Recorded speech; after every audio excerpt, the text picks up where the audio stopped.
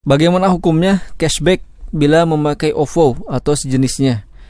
Biasanya kan kalau kita isi OVO terus dipakai belanja di toko tertentu pakai saldo OVO bisa dapat poin OVO. Poin ini dianggap sebagai uang juga yang bisa untuk pembayaran juga.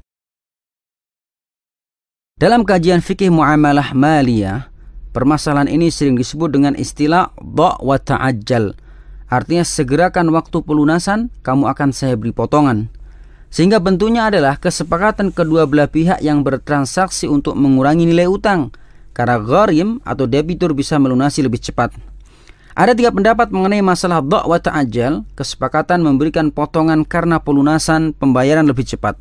Pertama, kesepakatan ini dilarang. Ini merupakan pendapat mayoritas ulama, pendapat Imam Abu Hanifah, Imam Malik, Imam Asy-Syafi'i, dan pendapat yang masyhur dari Imam Ahmad. Pertimbangan yang mereka sampaikan bahwa bentuk transaksi ini tidak berbeda dengan menambah nilai utang karena ada penundaan. Dan ulama sepakat menambah nilai utang karena penundaan hukumnya haram. Sebagai ilustrasi, si A membeli barang X kepada si B dengan harga 100 juta secara kredit 1 tahun. Si B menjanjikan jika si A bisa melunasi 6 bulan lebih cepat, ada cashback 5 juta. Menurut pendapat jumhur, hakikat dari transaksi yang terjadi, si A membeli barang X dengan harga berbeda untuk masa cicilan yang berbeda. 1. Harga 95 juta untuk masa cicilan 6 bulan. 2. Harga 100 juta untuk masa cicilan 1 tahun. Sehingga selisih nilai 5 juta merupakan pengganti dari masa percepatan cicilan selama 6 bulan. Dan menurut ulama Hambali, percepatan maupun keterlambatan cicilan tidak boleh digantikan dengan uang. Dari Al-Miqdad bin Aswad, beliau bercerita, saya memberi utang seseorang sebesar 100 dinar. Lalu aku sampaikan kepadanya, segera bayar 90 dinar. Saya potong yang 10 dinar. Orang ini setuju, lalu aku cerita ini kepada Rasulullah SAW dan beliau bersabda, akalta riba Miqdad wa at'amtahu. Kamu telah makan riba dari Miqdad dan memberikan riba itu kepadanya. Hadis riwayat Al-Baihaqi dalam sunannya. Pendapat yang kedua mengatakan bahwa kesepakatan ini dibolehkan. Ini merupakan pendapat Imam Ahmad dalam satu riwayat, Imam Ibnul Qayyim dan Syekhul Islam Ibnu Taimiyah. Ibnu Qayyim menyebutkan bahwa ini adalah pendapat Ibnu Abbas dan Zufar dari Hanafiyah. Alasan Ibnu Qayyim yang membolehkan hal ini, karena kesepakatan ini kebalikan dari riba. Dalam transaksi riba, waktu pelunasannya ditambah dan nilai utang dinaikkan. Sementara kesepakatan ini bentuknya mengurangi beban pembayaran sebagai ganti dari pengurangan waktu pelunasannya.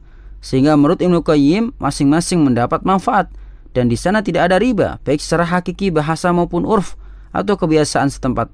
Karena riba itu ditambahan dan di sini itu tidak ada. Beliau juga membantah pendapat jumhur yang melarang dengan alasan itu mirip riba. Kata Ibnu Qayyim, mereka yang mengharamkan kesepakatan ini mengkiaskan kesepakatan ini dengan riba.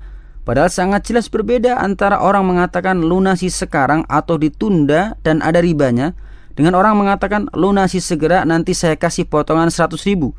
Bagaimana ini bisa disamakan? Sehingga tidak ada dalil yang menunjukkan haramnya, tidak pula ijma maupun qiyas yang sahih. Sementara riwayat yang menjadi acuan dari Ibnu Abbas bahwa Nabi ketika memerintahkan untuk mengusir Yahudi Bani Nadir yang berkhianat, datang beberapa orang di antara mereka dan mengatakan kepada Rasulullah, wahai Nabi Allah, engkau memerintahkan untuk mengusir kami, sementara kami masih punya urusan utang piutang yang belum lunas.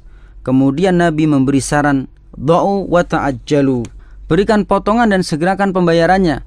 Hadis riwayat Daruqutni dan Baihaqi dalam Al-Kubra. Ketiga, ketentuan ini dibolehkan khusus untuk akad mukatabah. Sementara untuk akad yang lain tidak dibolehkan. Ini merupakan pendapat Imam Syafi'i dan Imam Abu Hanifah dalam salah satu riwayat. Akad mukatabah adalah menjanjikan budak untuk merdeka jika bisa membayar sekian dinar selama rentang waktu sekian. Dianjurkan jika bisa melunasi lebih cepat untuk diberi potongan, karena berarti menyegerakan pembebasan budak yang itu dianjurkan. Lihat kitab I'lamul Muwaqqi'in.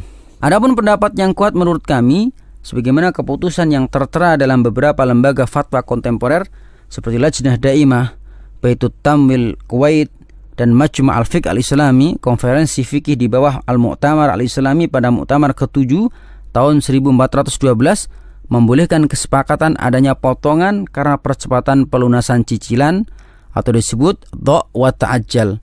Pertimbangan terbesar mereka adalah bahwa dalam kesepakatan ini tidak ada riba sama sekali. Justru ini kebalikan dari riba, sehingga hukum asalnya dibolehkan. Wallahu a'lam.